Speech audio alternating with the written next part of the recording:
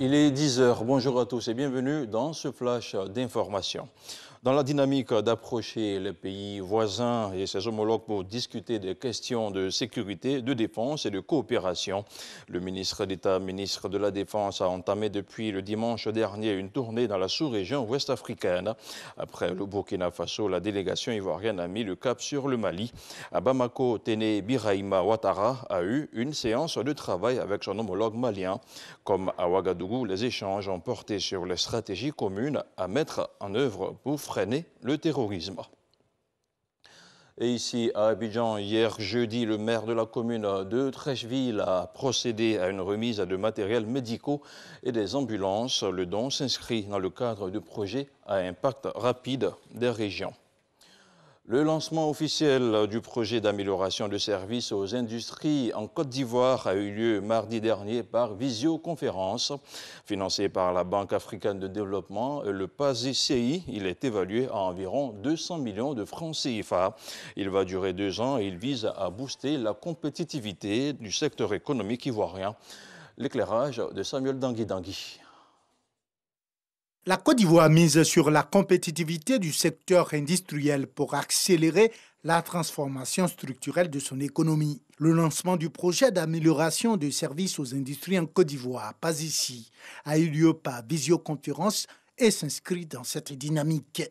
Doté d'une enveloppe de 200 millions de nos francs, ce projet est le fruit d'un accord de facilité et de don de la Banque africaine de développement à la Côte d'Ivoire. Il s'agit à travers ce don de permettre en fait d'avancer sur différentes études, portant notamment sur l'étude de faisabilité concernant la zone industrielle d'Assouba, dans la région d'Aboisseau, et également de faire les études monographiques de la zone industrielle de San Pedro, et en troisième point, de travailler surtout sur la mise en place d'un fonds de développement industriel. Le projet d'amélioration de services aux industries en Côte d'Ivoire, PASICI, va durer 24 mois et vise à booster la compétitivité du secteur industriel.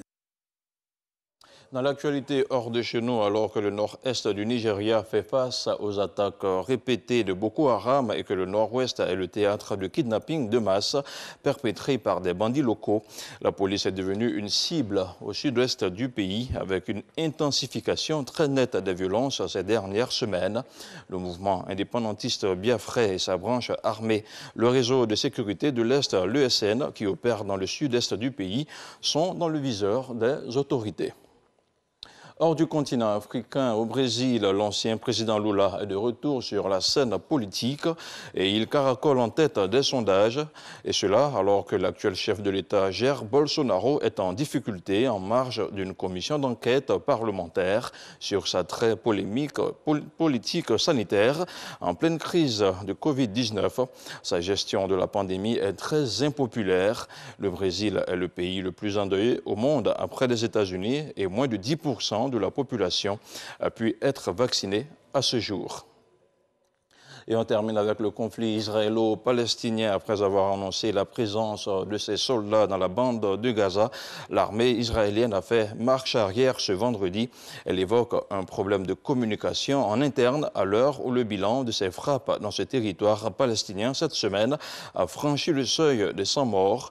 Depuis le début, lundi, de ce nouveau cycle de violence, 107 Palestiniens, dont 27 enfants, ont été tués dans la bande de Gaza et 580 blessés, selon un dernier bilan du ministère local de la Santé.